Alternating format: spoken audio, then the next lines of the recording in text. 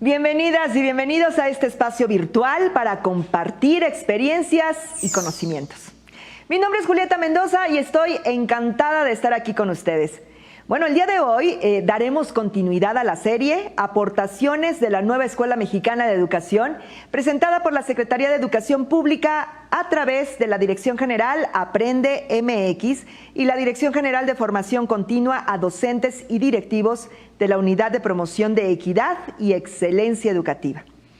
En esta sesión abordaremos el tema la revalorización de las maestras y los maestros como agentes de la transformación educativa y social.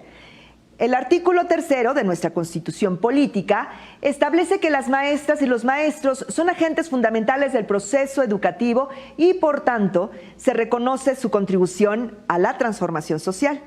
Es por ello que hoy nos vamos a enfocar en exponer entre las y los maestros de educación básica en qué consiste la revalorización del magisterio y sobre todo su importancia en la transformación educativa y social. Y bien, para profundizar en este tema nos acompaña la doctora Patricia de Guadalupe Mar Velasco. Ella es investigadora del Instituto de Investigaciones sobre la Universidad y la Educación de la máxima casa de estudios, la Universidad Nacional Autónoma de México. Y antes de saludarla, de recibirla, ¿qué les parece si vemos algunos aspectos generales de su trayectoria profesional?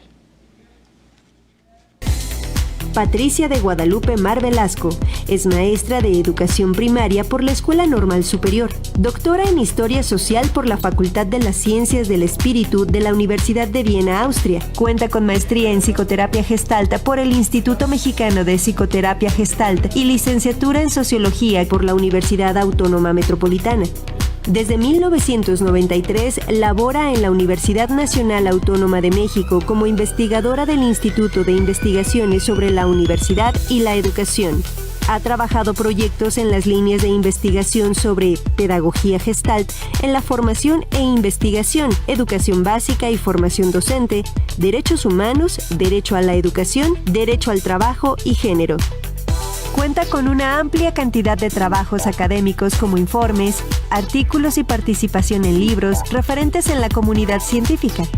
Entre las múltiples investigaciones en las que ha participado se encuentran el normalismo en México en cifras, la educación secundaria, perspectivas y retos al inicio del siglo, el caso de Austria, los docentes de educación básica y media superior ante la COVID. Además, participa cotidianamente en la formación de recursos humanos, dirección de tesis de licenciatura, maestría y doctorado, actividades que se suman a la tarea de atender talleres para estudiantes de intercambio, participación en elaboración de cursos en temas como formación docente, autoestima, gestalt, violencia, metodología, identidad, trabajo en el sí mismo, emociones en el salón de clases, gestión de conflictos, la vida escolar desde otro lugar, replanteando la práctica docente, autoridad y democracia, emociones y motivación en el aprendizaje, por mencionar algunos.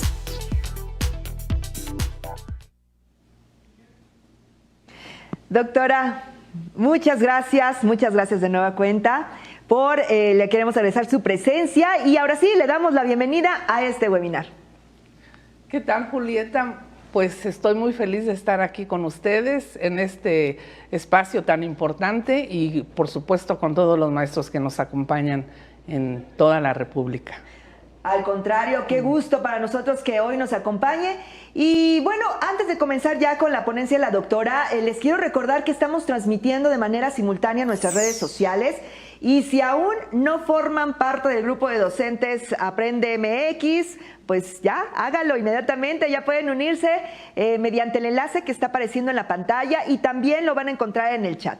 Bueno, y por otra parte, también les recuerdo que podrán compartir sus dudas y comentarios a través del chat, las cuales vamos a retomar más adelante y la doctora nos podrá pues dar luz sobre estas dudas con la sección preguntas y respuestas. Pero doctora Patricia, estamos con usted.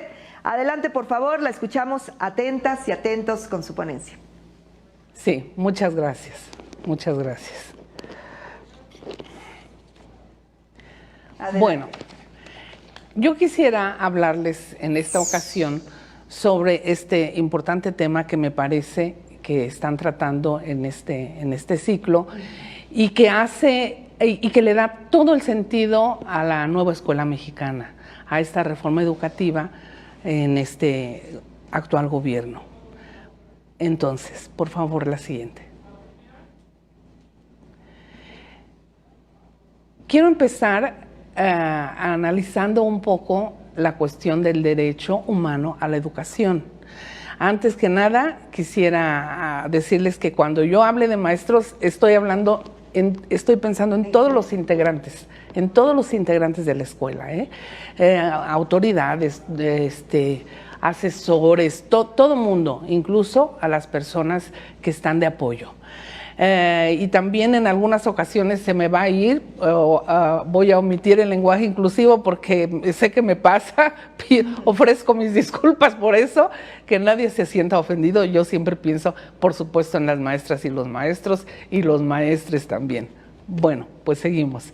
Entonces, estamos viviendo un nuevo comienzo que parte de la noción de derechos humanos, del derecho a la educación, un nuevo comienzo en la educación. Espérenme tantito, regresamos al anterior, por favor. Sí.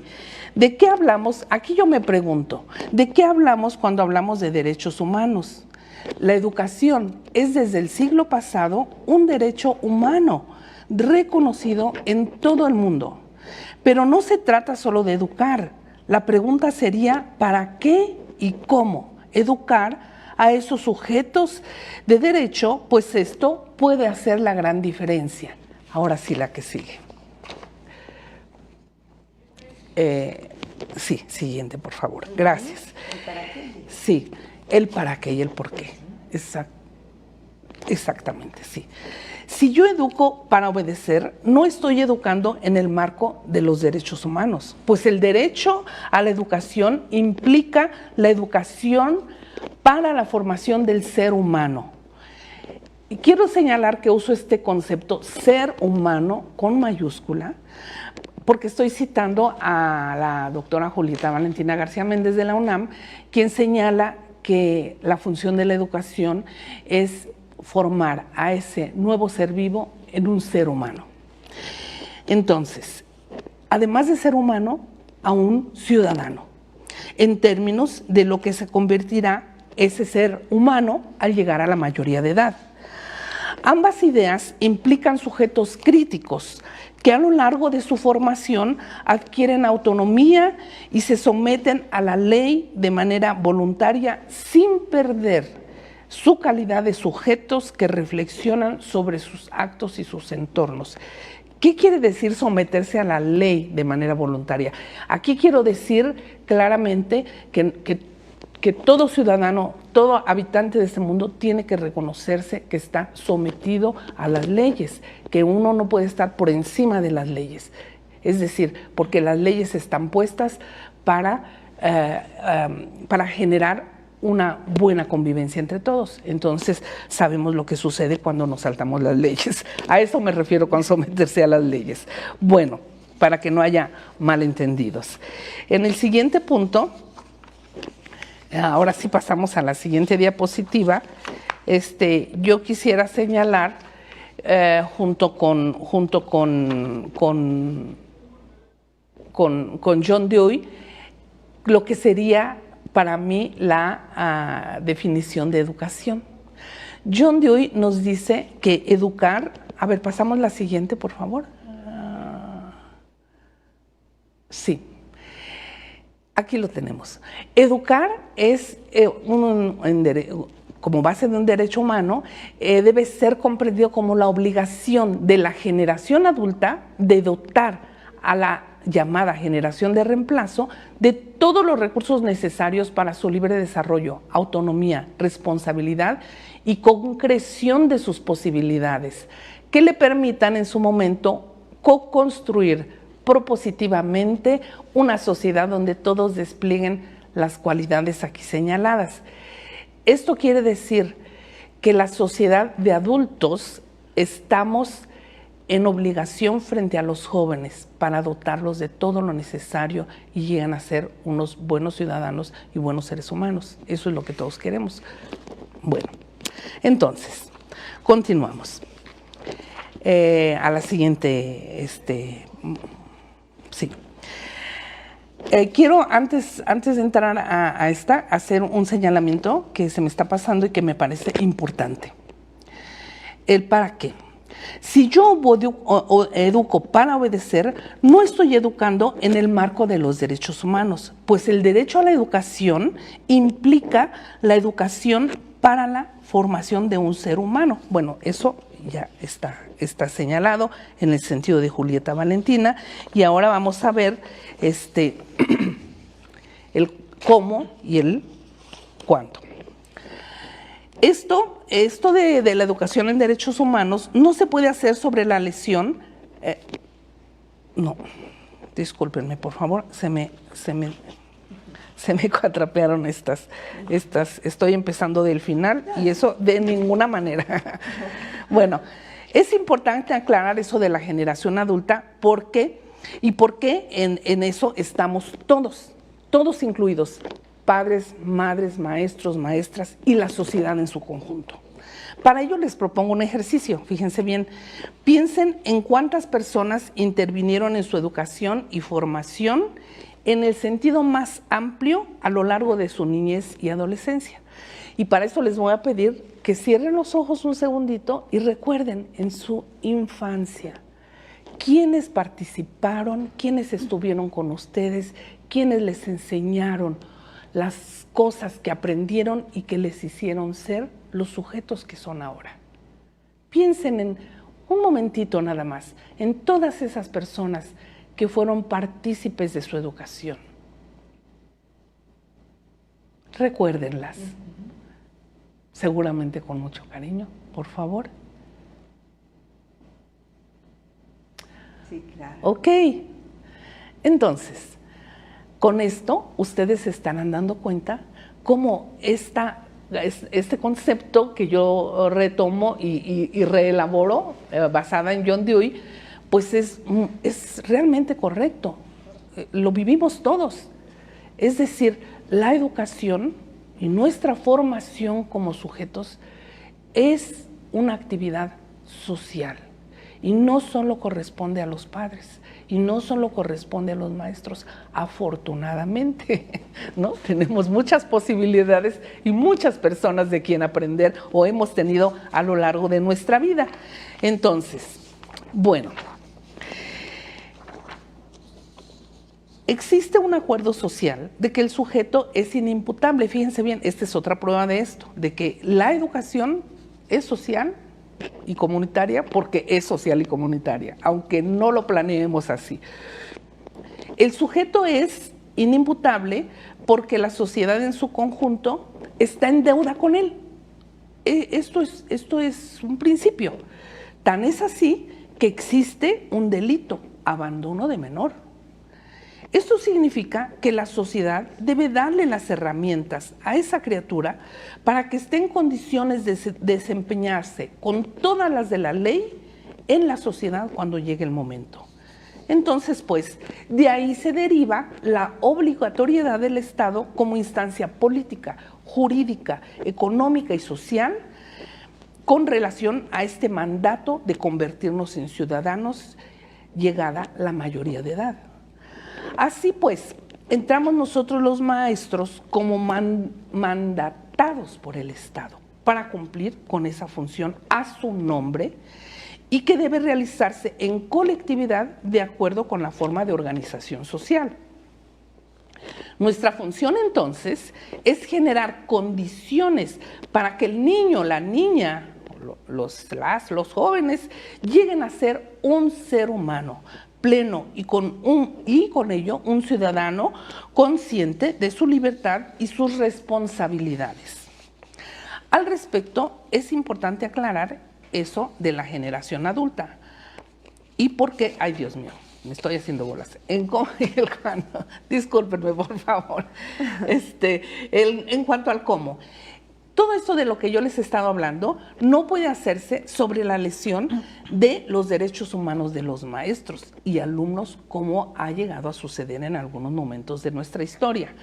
El maestro debe ser tratado con toda la dignidad que implica su función y no debe ser convertido en chivo expiatorio de carencias sociales y económicas derivadas del funcionamiento de la sociedad. La pandemia permitió mostrar la importante función que desempeñamos los maestros y ojalá nunca más vuelvan a darse estos ataques a los docentes. Quisiera regresar al ¿para qué? ¿Para qué? Cuando pensamos entonces que nosotros estamos mandatados por el Estado para cumplir con esta función, pues vemos que la pelota está en nuestra cancha. Sin embargo, el Estado para funcionar requiere de gobiernos y al respecto es importante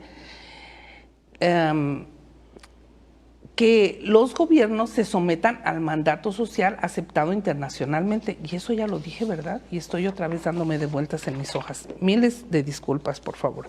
Pasamos a la siguiente, por favor. La siguiente imagen. Les pido, por favor, que me disculpen porque pues traigo aquí mis apuntes y... No, al contrario, y no, resulta, doctora. sí, Todo lo que usted nos está aportando abona para la conferencia y todos los argumentos construyen esta ponencia. Sí, yo la preparé con mucho cariño para ustedes y por supuesto que aquí estamos en eso. Y bueno, estos pequeños detalles de las transmisiones en vivo. Vamos a la siguiente diapositiva, por favor. ¿Sí pasamos a la siguiente? Ahí estamos. Aquí estamos. La revalorización de los maestros. Sí. Aquí vemos que se presenta con la conciencia sobre sus fortalezas y el trabajo en lo que haya que mejorar. También hablamos del artículo 3º y la revalorización de sus funciones, de las funciones del docente. Y también de la revalorización de su función social producida durante la pandemia. Entonces, todos estos elementos están jugando a favor nuestro en este momento histórico. Nos están permitiendo reposicionarnos, no solo frente a la sociedad que ha visto la importancia de nuestro trabajo, sino también frente a nosotros mismos. Fíjense que yo hice un pequeño trabajo, un pequeño estudio durante la pandemia, cuando ya estábamos en el trance entre que regresábamos y no, se recuerdan, ¿no, Julieta? Sí, bueno, pues en ese momento yo hice un pequeño trabajo y resulta que la mayor parte de los maestros, aun cuando no hubieran estado de acuerdo en váyanse a su casa y pónganse a trabajar en línea, pues hicieron todo lo posible por aprender, por ponerse al tanto, por generar nuevos métodos, nuevos procesos, etcétera. Y ellos se dieron cuenta que fue posible aprender cosas nuevas.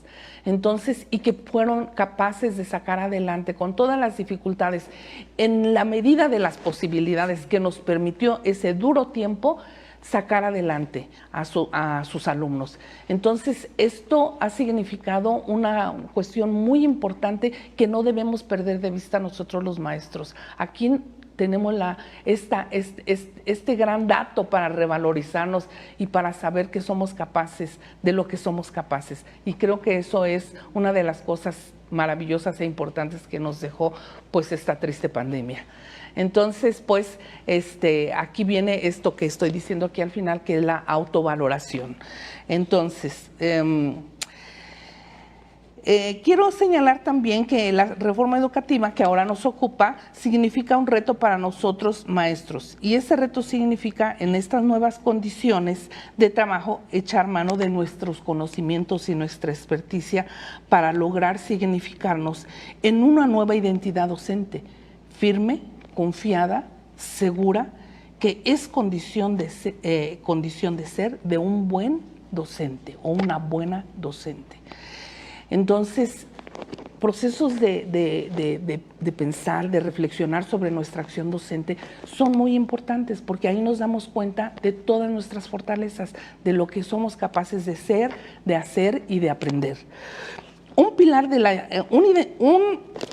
la identidad de las personas está en el ámbito de lo que se hace.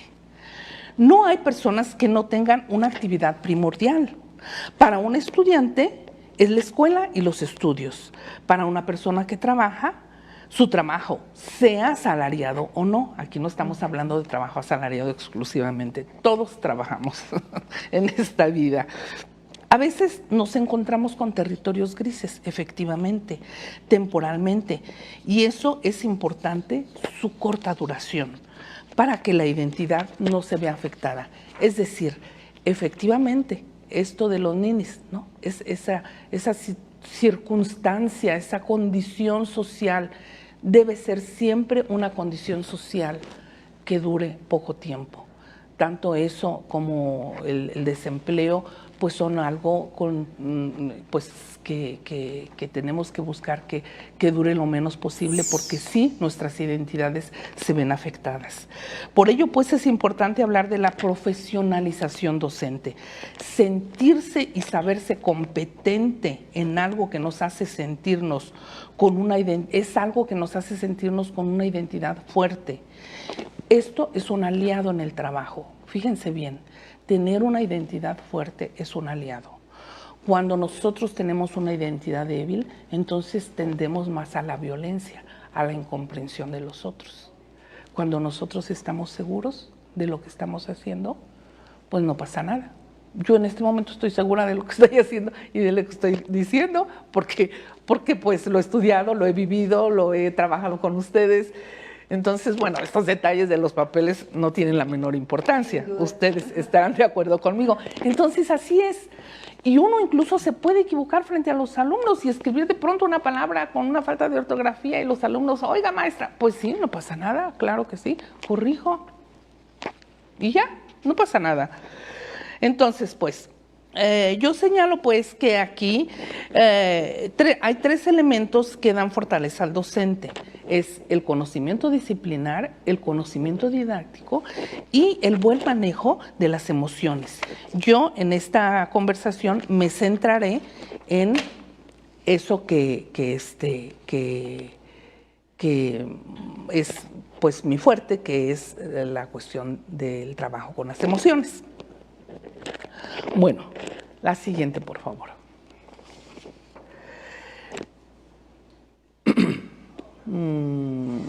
La siguiente, ya vamos con. Déjenme ver. Después de esos elementos, ahí está, maestra. Sí, ok. Todos nacemos y morimos solos. Nadie puede nacer, vivir o morir por otro. Este simple hecho nos obliga a mirar al sujeto como individualidad. Al mismo tiempo, sabemos que desde nuestro engendramiento somos un producto biológico y social, ¿o no? Nacemos y crecemos con otros. La vida es interdependencia. Educar para el exclusivo rendimiento individual va contra la naturaleza, porque nuestra naturaleza es de interdependencia. Sin embargo, los procesos escolares y educativos han estado viciados por un individualismo exacerbado. No dejes que te copien, no me copies, no me veas, no te digo de qué se trató en la clase de ayer que no llegaste, etc. En ese punto nos toca mediar. Ya hace tiempo se propuso como una manera de trabajo en la escuela el trabajo colaborativo contra todo trabajo individual. Ahora el tema se expande, porque de acuerdo con lo que nuestro país vive y como lo mostró la pandemia, el trabajo expandido con la comunidad, así sean padres de familia, así sean gobiernos, etcétera, se ha mostrado como absolutamente necesario. La relación escuela-comunidad muchas veces se vive en tensión, pero la perspectiva desde donde esta relación se mire es muy importante. Entonces, nosotros en este momento estamos enfrentados a un reto, que es trabajar con la comunidad. ¿Qué cosa es la comunidad? Esa es una buena pregunta.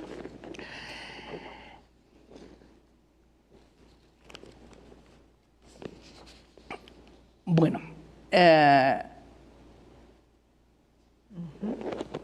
siguiente, por favor.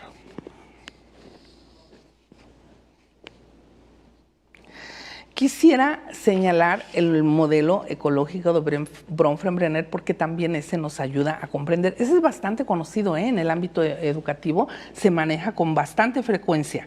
Quiero señalar que en mi experiencia docente, los maestros sí en el salón de clase y hacia afuera se ven muchas veces inhibidos por la presencia de los padres de familia, porque sienten que los controlan, porque sienten que van a decirles ya cómo hacer las cosas, que si están haciendo bien, que si están haciendo mal.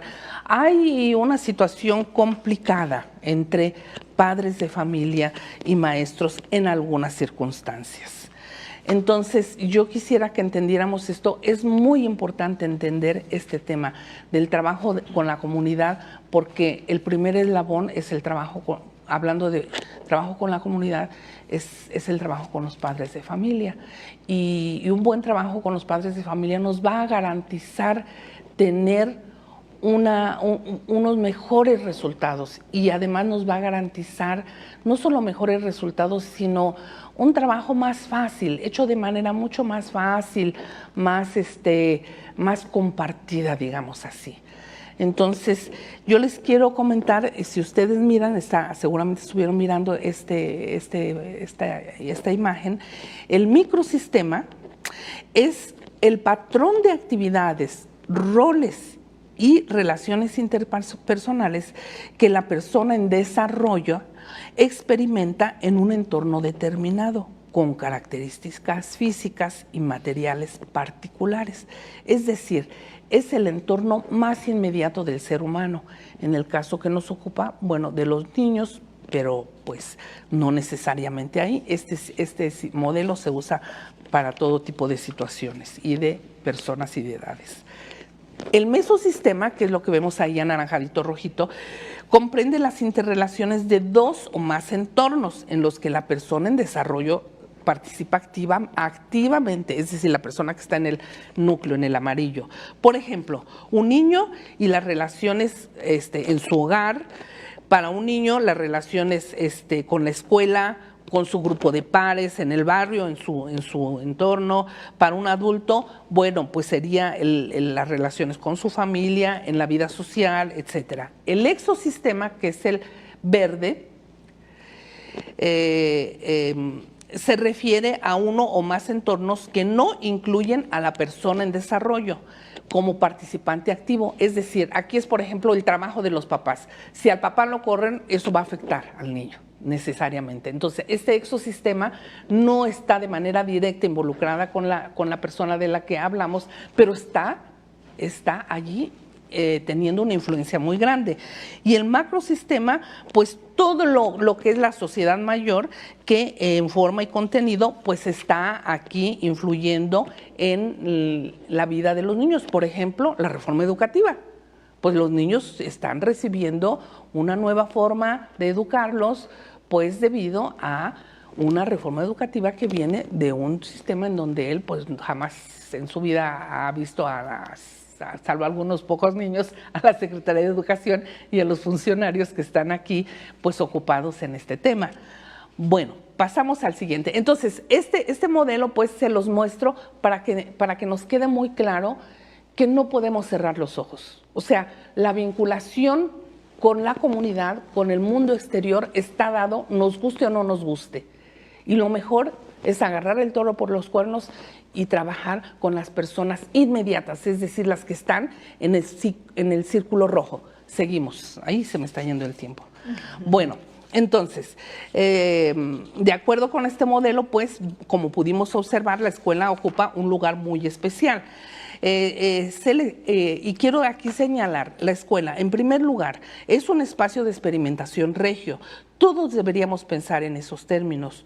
Los alumnos aquí deben experimentar lo que les permita hacer propia una serie de conductas y relaciones en donde ellos se den cuenta cómo se hacen mejor las cosas, cómo voy a hacer mejor, cómo voy a hacer un mejor en lo que a mí me guste. lo que sea, o una mejor persona, o cómo voy a tener más éxito en mi relación con las personas, etcétera. Ese es el lugar del salón de clase, y ahí los maestros debemos ser libres. Tenemos que poner normas y reglas y al mismo tiempo ser permisivos, permitir que los alumnos experimenten. Entonces siempre es un ir y venir entre la norma, el límite y la permisividad. Con relación a la comunidad, pues ya lo habíamos visto, pues es muy importante el vínculo con los padres, porque eso va, fíjense que si los maestros y los padres tienen una buena comunicación, los niños están mejor. Sí, son más felices y están más seguros, porque un entorno de conflicto genera mucha inseguridad en los niños. No les hagamos eso a los niños, y de eso tenemos que hacer conscientes a los padres. Por supuesto, me queda claro. Entonces, siguiente, por favor. Bueno, ya hablamos de esas 3 dimensiones que yo señalaba antes: lo disciplinar, lo didáctico y lo emocional. Son las esferas en las que nosotros debemos sentirnos fuertes. Pasamos a la siguiente, por favor. ¿Qué aspectos son buenos para una buena práctica docente? En primer lugar, saber comunicar. Nosotros pensamos que comunicar es algo muy natural, pero no es cierto. Es algo muy complicado. Siempre hay una técnica que sirve mucho para una buena comunicación, que se le llama la comunicación activa, y seguro muchos de ustedes ya la conocen y la han aprendido, que es siempre confirmar: ¿estoy entendiendo bien? A ver, ¿me estás diciendo esto? ¿Estoy entendiendo esto? ¿Quedamos en esto? ¿Cuál fue la tarea? Repetir. O sea, si yo digo algo, o si a mí alguien me dice algo, yo lo repito para ver si lo entendí bien. Esa capacidad de estar checando nuestra comunicación nos ayuda mucho a evitar los conflictos, muchísimo.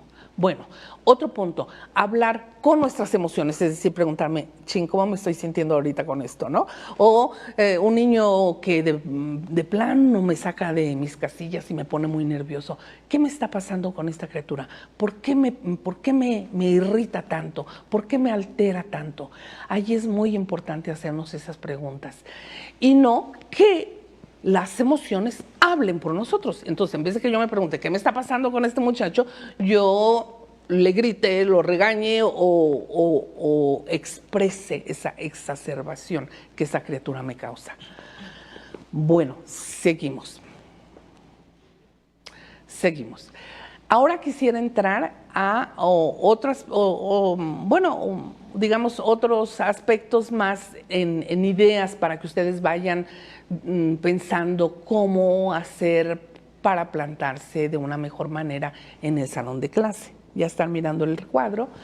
Tenemos en estos momentos, hay un cambio en el ejercicio de la autoridad.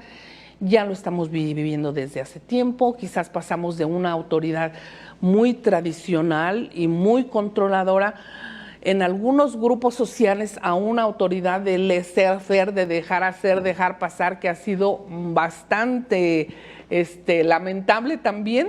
Los extremos no siempre son buenos, siempre es recomendable quedarnos en la medianía, en la justa media, para no equivocarnos. Y en el caso de la autoridad, efectivamente, la nueva autoridad tiene que ser presente, tiene que tener un autocontrol para tener control hacia afuera, tiene que moverse en vez de en jerarquía, en redes.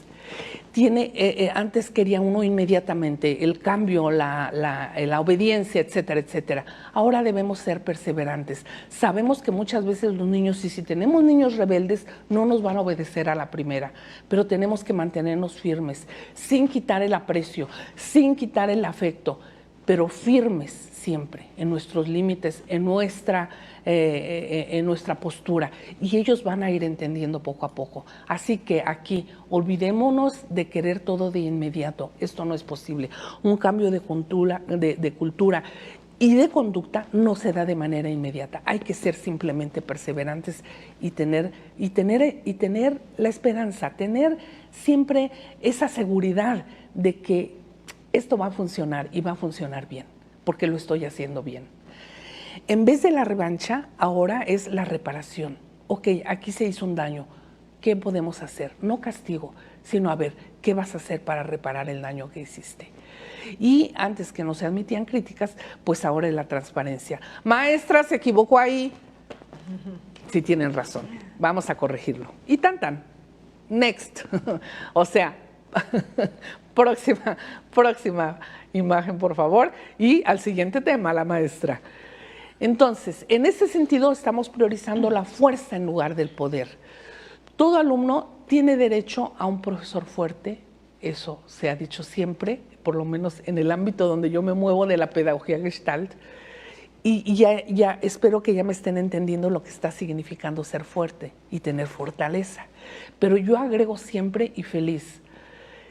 He escuchado muchas veces que qué tontería es esa.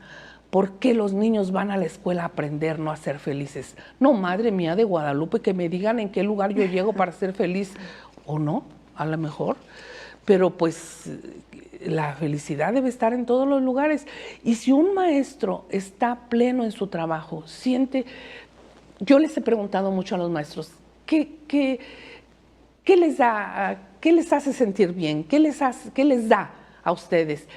Y me dicen, la recompensa para mí es el reconocimiento de los alumnos y de los padres de familia, ojo. Y ojo, autoridades, he escuchado muy poco a maestros que digan el reconocimiento de mis autoridades. Yo creo que aquí nosotros como autoridades estamos fallándole a los maestros. Yo creo, porque el sistema ha sido así, ¿no? De aventar la presión hacia abajo, y por supuesto que se entiende también la posición de los directivos, porque han recibido una presión que ellos deben llevar hacia abajo. Pero yo creo que en este momento de cambio podemos aprovechar esta coyuntura para relajar un poquito esta presión y mirar a los maestros. Otra cosa, un ex estudiante mío hizo una investigación bien padre, bien interesante, en donde el resultado fue: los alumnos conocen perfectamente a sus maestros. Y hay otro estudio en psicología que dicen que los alumnos necesitan segundos para saber cuando un maestro entra, cómo va a ser ese maestro. En cambio, los maestros no conocían a los alumnos. Entonces, por eso les digo que esa es una cadenita así que ha ido yendo hacia abajo. Entonces, necesitamos ahora un cambio. Necesitamos efectivamente que las autoridades nos regalen más reconocimiento a nuestro trabajo y a nuestro compromiso. Y nosotros regalárselo más a los niños. Necesitamos más generosidad. Y siendo generosos, como yo les decía, nos vamos a sentir mejor e inevitablemente vamos a ser felices, a pesar de lo que dicen los malos augurios. Siguiente, por favor, ya vamos a terminar. Entonces, el camino parece fácil, pero hay que comprometerse y a lo mejor parece también difícil. Yo creo que invito a muchos maestros a un cambio de perspectiva. Dejar de juzgar a los padres, dejar de juzgar a los niños. La pandemia nos ayudó a ver las condiciones reales muchas veces en que viven muchos de nuestros alumnos. Y ahí decía uno, ¡ay, chirrión!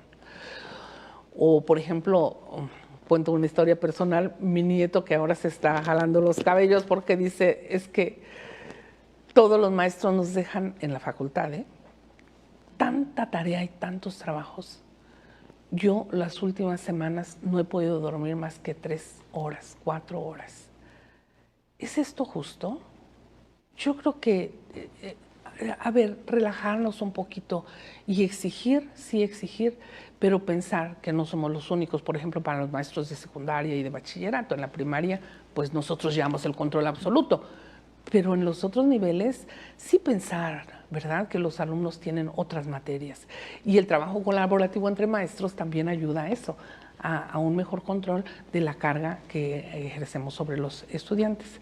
Pues entonces hay que poner en tela de juicio algunos pensamientos naturalizados. Y esto no es tan fácil, pero sí se puede. Siguiente, por favor. Entonces, pues, yo me tengo que sensibilizar hacia mí mismo y en esa medida yo voy a ser sensible hacia los otros. Yo no puedo dar a los otros lo que no me doy a mí misma, por eso se habla del amor propio. Entonces yo me tengo que saber amar para reconocer a los otros. Entonces también eso es una cosa muy hermosa, porque entonces ahora vamos a tener de tarea ser generosos con nosotros mismos para ser generosos con nosotros. Y bueno, entonces eso tiene una repercusión social. Pasamos a la próxima. La relación yo-tú. Entonces, estos cambios de perspectiva son posibles cuando estamos conscientes de todos estos puntos que aquí están señalados. No tenemos el poder de cambiar a la otra persona. Olvídense de querer cambiar a las otras personas. Los otros son como son, así como yo soy como soy. Lo que podemos hacer es reflexionar y cambiar nuestras posturas, porque lo que sí podemos cambiar es algunas partes de nuestra postura, y al cambiar nuestra postura va a cambiar nuestra conducta. Pero yo no voy a hacer que el otro cambie, es el otro el que va a cambiar por sí mismo. Y eso me aliviana, porque entonces no depende de mí. La única variable que yo tengo bajo mi control soy yo mismo. Por eso yo los invito a profesionalizarse, a reflexionar, a trabajar en sí mismos, a buscar cursos, a hacer terapia si es necesario, lo que sea necesario para estar mejor parados en este mundo. Entonces, pues, pasamos a la siguiente, por favor.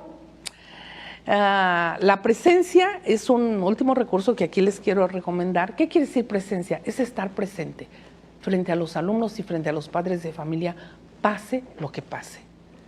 Entonces, eso va a implicar mi atención, que yo tengo que estar presente con los alumnos plenamente, con mi mente, con mis emociones, con mi cuerpo.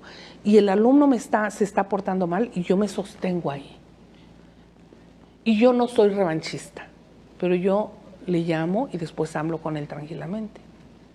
Y vuelve a portarse mal y me vuelvo a plantar y le vuelvo a hablar y le vuelvo a hablar con el aprecio y con el sincero. Y si yo me mantengo firme, eso es la presencia. La presencia es estar ahí sin que te mueva la conducta del otro. Eso es una cosa muy importante, y eso se construye poco a poco. Les recuerdo estos ejercicios de respiración, estos ejercicios de meditación, esos ejercicios de preguntarme como el que hicimos ahorita, estos ejercicios de respirar profundo.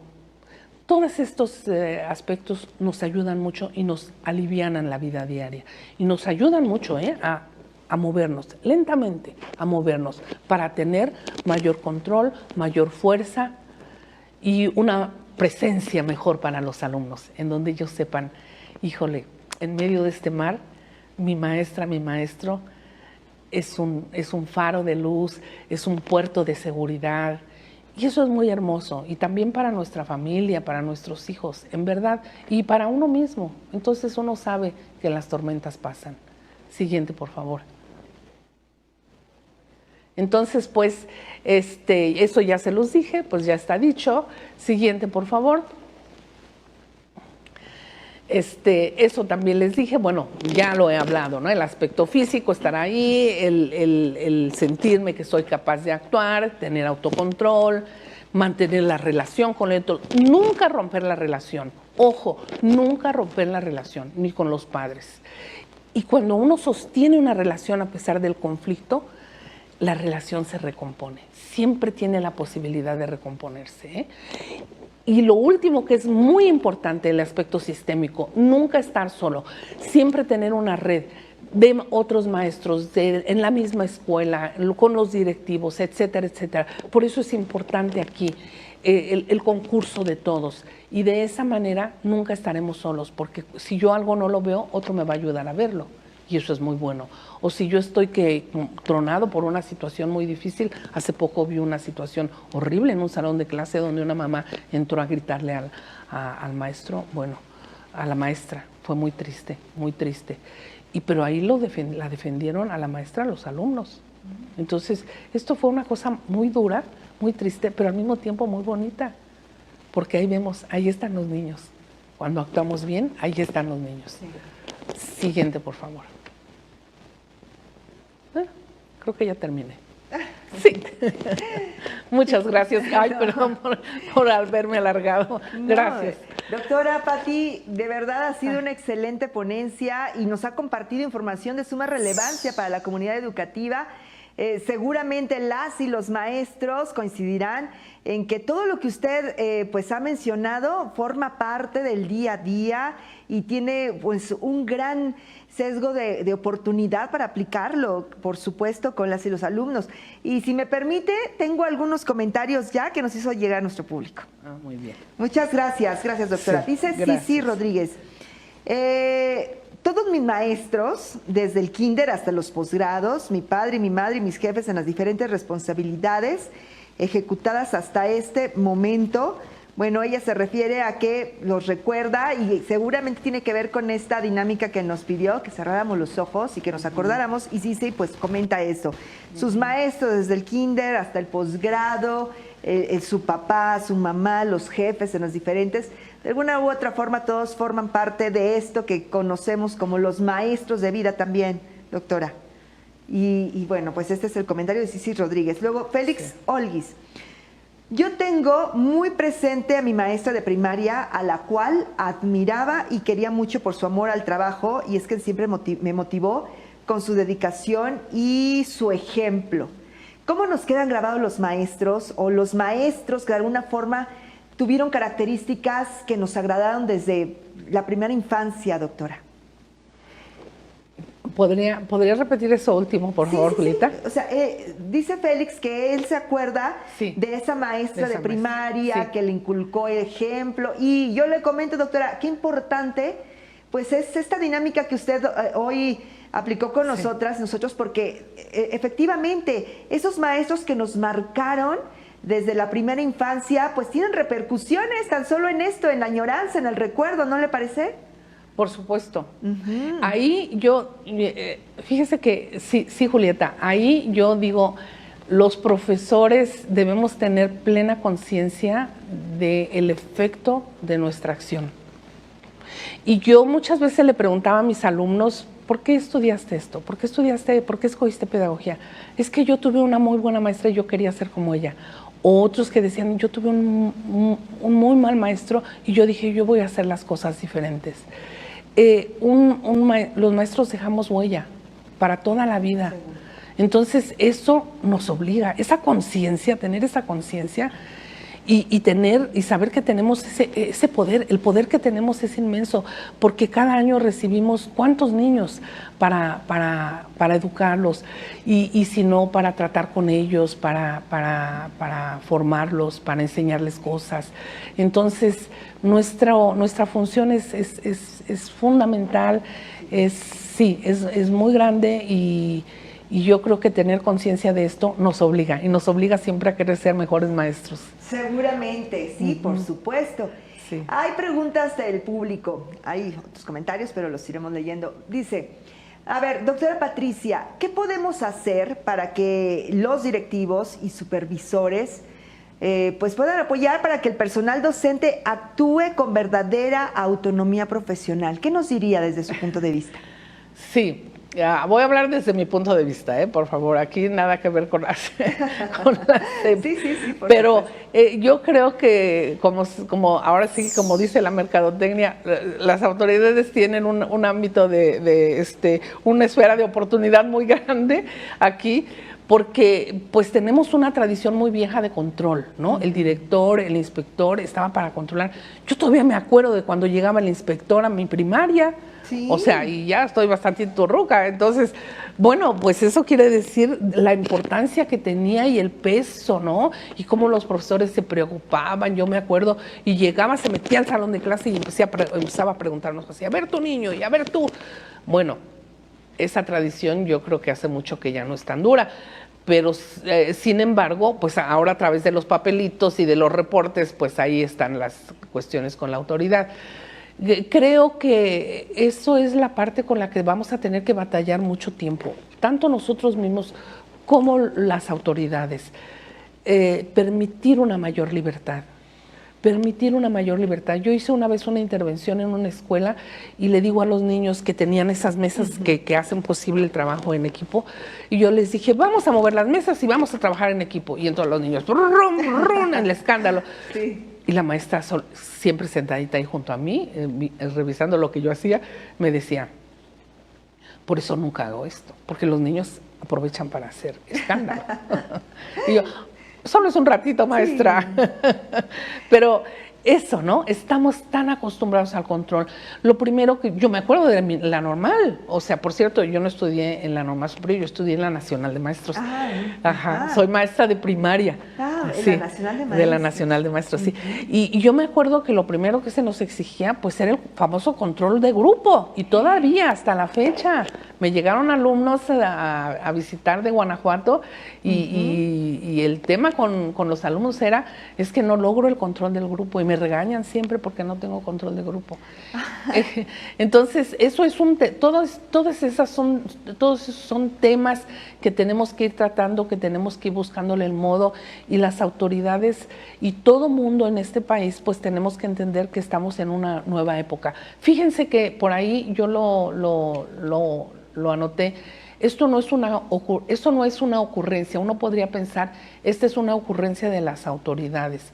Déjenme decirles que cuando yo vi este proyecto de la nueva escuela mexicana, me puse muy feliz porque dije, sí, doctora, por fin nos están haciendo caso. Yo no sé si nos hicieron caso o qué pasó, pero sí, seguramente. Porque...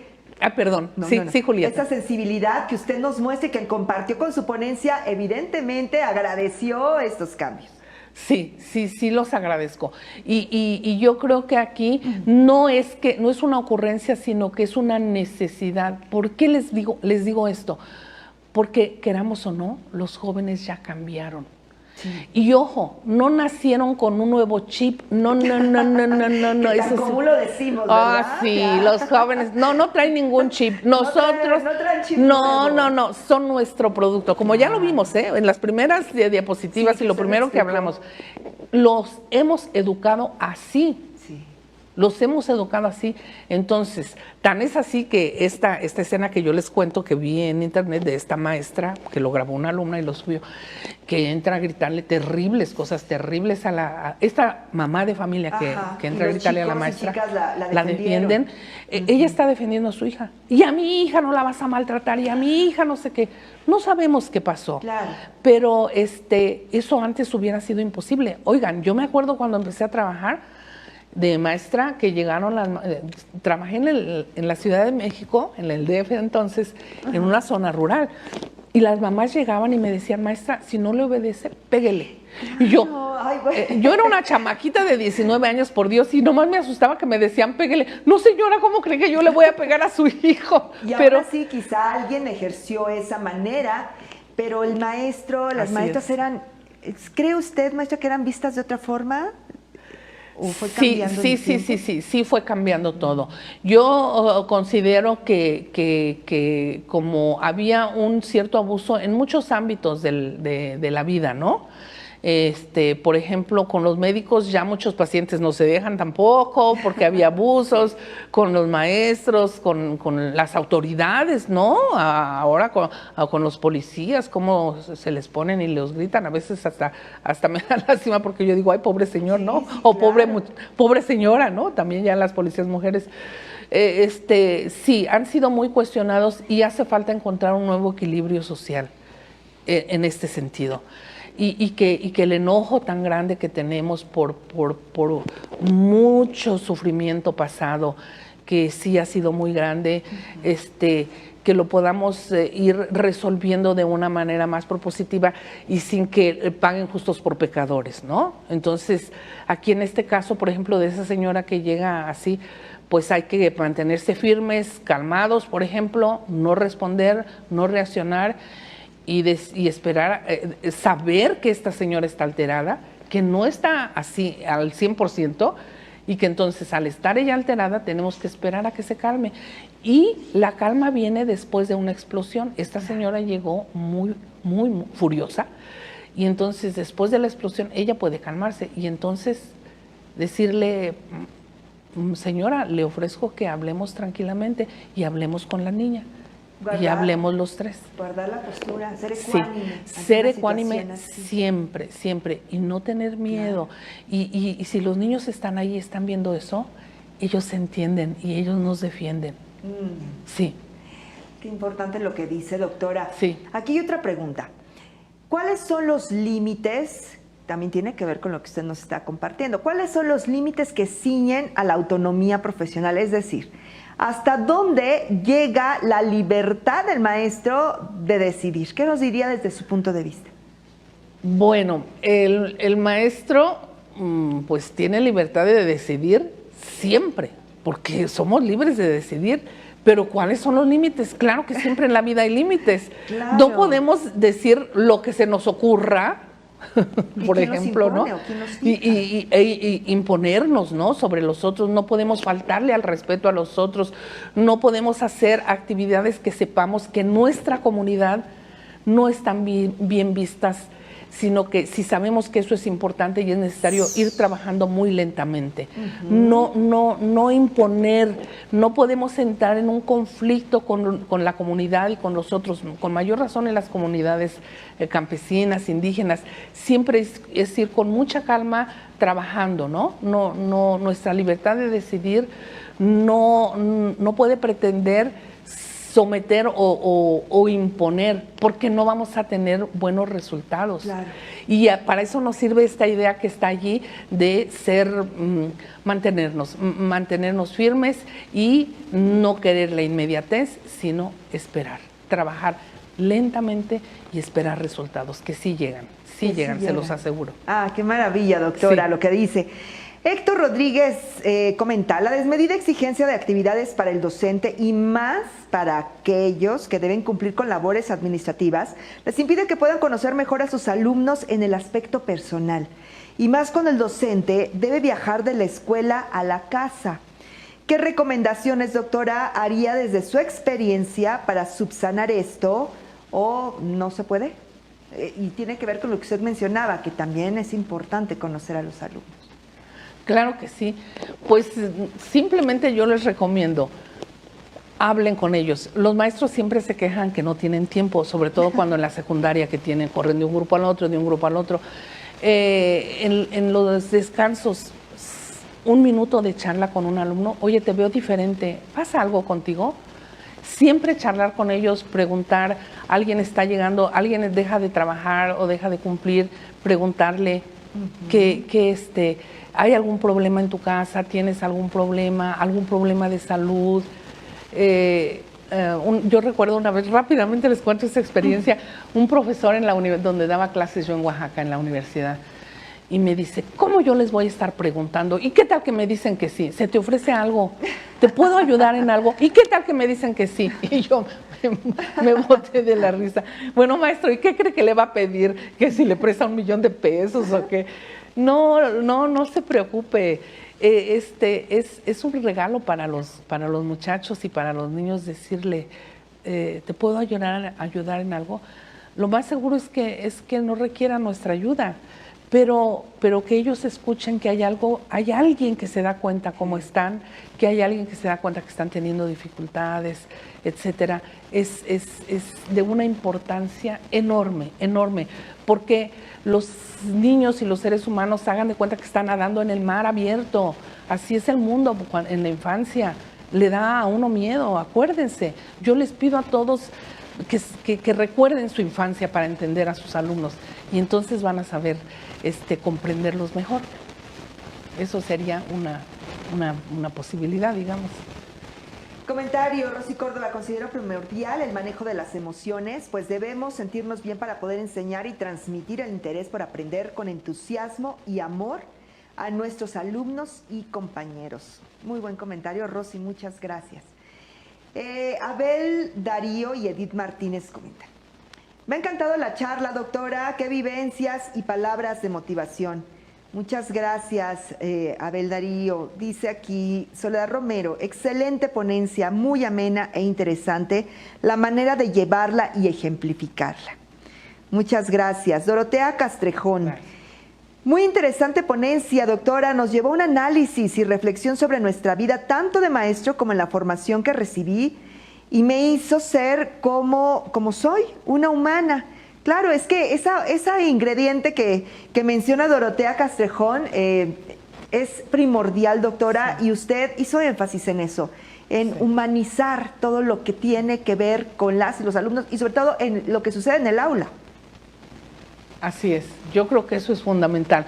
Si tenemos eso como base en nuestro trabajo, no vamos a fallar nunca. Ya lo demás viene por añadidura, porque se supone que somos expertos tanto en nuestra disciplina como en la didáctica. Bueno, pero tener eso en la base, con eso hemos hecho mucho ya. Dice por aquí también Dorotea, doctora, hace unos momentos estaba comentando sobre entender una nueva época con mayor sensibilidad. No es una ocurrencia, sino una necesidad. Los jóvenes están cambiando. ¿Qué nos dice? ¿Qué nos dice, doctora? ¿Están cambiando las nuevas generaciones? Sí. Ya dijimos que chip nuevo nadie trae, pero ¿qué pasa con las nuevas generaciones? Pues que nosotros nos sorprendemos de los resultados, pero yo les pido que piensen en sus padres y en sus abuelos. ¿Cómo nos habrán visto? Claro, claro. Y el susto que se llevaron con nosotros. Siempre es así de una generación a la otra. Incluso hay algo que se dice, fíjense, no cambiamos los seres humanos, cambian las generaciones. O sea, a nosotros nos cuesta mucho cambiar. Por eso yo digo, no se trata de cambiar, se trata de movernos del lugar para mirar desde una perspectiva diferente, de arriba, de abajo, de un lado, del otro, en fin, de eso. Y dialogar con los jóvenes nos ayuda a irlos entendiendo, también a cuestionarlos, ¿verdad? Y con ello hemos logrado muchísimo porque ellos no se sentirán abandonados por nosotros, porque a pesar de que tengamos puntos de vista diferentes y maneras de confrontar las cosas diferentes, tenemos algo muy en común que nunca lo dejaremos de tener. Somos humanos y como humanos estamos sometidos a las emociones. Tenemos miedo, tenemos temores, tenemos alegrías, tenemos dudas, tenemos tristeza. Todo lo compartimos, jóvenes y viejos. Entonces, en ese sentido, y bueno, las generaciones mayores, entre más mayores, pues se supone que tenemos más experiencia y más capacidad y más fortaleza para poder acompañar a los jóvenes en este camino de incertidumbres, digamos así. Qué bien lo dice, doctora. Y bueno, pues seguramente quienes nos están acompañando tendrán más dudas y no duden en hacerlas llegar. Nosotros con mucho gusto vamos a dirigirlas directamente a nuestra ponente del día de hoy, la doctora Patricia.